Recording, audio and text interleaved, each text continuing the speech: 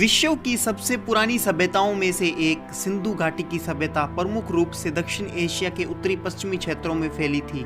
सिंधु घाटी सभ्यता के अंश भारत, पाकिस्तान और अफगानिस्तान के कुछ हिस्सों में देखने को मिलते हैं। मेसोपोटामिया, मिस्र की प्राचीन सभ्यताओं की भांति सिंधु घाटी की सभ्यता भी सबसे प्राचीन 3 सभ्यताओं में से एक है। हिंदू सभ्यता की खोजकर्ताओं की शोध के आधार पर इसके कालक्रमों को लेकर सभी के मतों पर कुछ विभेद देखने को मिलता है। अनुमानित रूप से सिंधु घाटी सभ्यता 4300 से लेकर 8000 वर्ष पुरानी थी।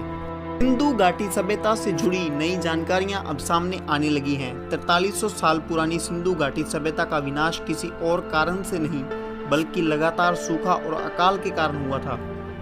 IIT खड़गपुर की रिपोर्ट में पता चला है कि यह पौराणिक सभ्यता अकाल के चलते समाप्त होगी। रिपोर्ट के अनुसार यह अकाल 1-2 दशक नहीं बल्कि सदियों तक चला था।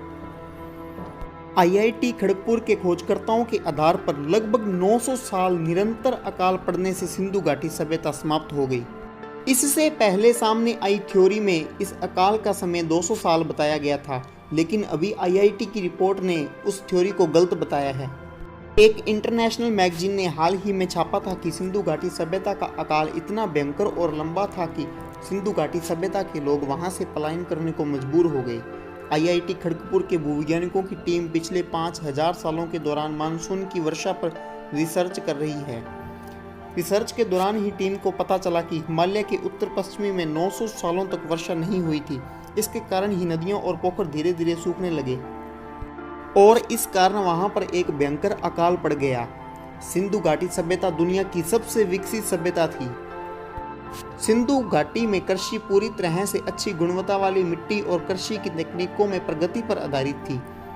सिंधु घाटी सभ्यता में अनेक फसलों के उत्पादन के साक्ष्य मिले हैं, जिनमें गेहूं, जौ, मटर, सरसों, बाजरा, चावल आदि को बोया जाता था।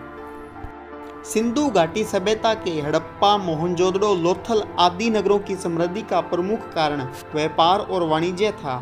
ये सारे व्यापार भारत के विभिन्न क्षेत्रों तथा विदेशों से जलीय और स्थलीय दोनों मार्गों से हुआ करते थे। व्यापार के बिना सिंधु घाटी सभ्यता का इतना विकास बिल्कुल भी संभव नहीं था और आखिरकार सिंधु घाटी सभ्यता उन्नति के तमाम शिखरों को पाकर अचानक से लंबे समय तक पड़े अकाल के कारण हमेशा के लिए विलुप्त हो गई।